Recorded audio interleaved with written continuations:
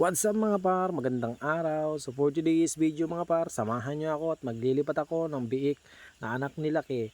So bali nga pala totally ang anak ni Laki ay 10. So namatay nga yung 4 kaya 6 na lang ang natira. And then pagdating ko nga dito mga par ay giniba na nila yung harang dito. Buti na lang hindi sila inaaway nito ni Liit.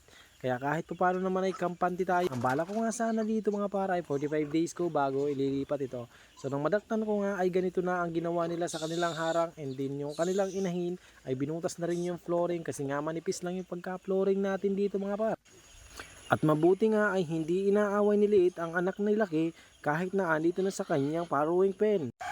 At dito nga mga par, nilipat na natin yung anak ni Laki at pinahugan ko na rin ng kaunti lamang at tinubigan ko ng kaunti lamang para hindi lumambot ang kanilang mga dumi. At dito naman nga ako ay binahugan natin mga par yung anak naman ni Liit na 6 na piraso din lamang. Subali nga pala ang ating inaalagaan biik ngayon ay 12 piraso mga par at binahugan ko rin ng kauntian lamang at nilagyan ko rin ng tubig.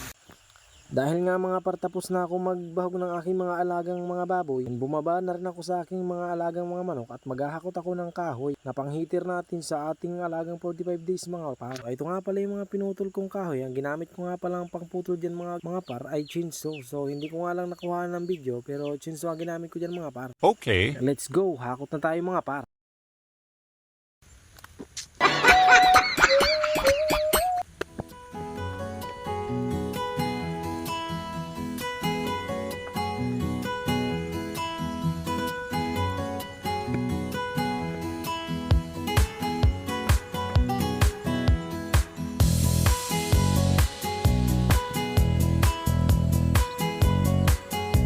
So guys, tapos na tayo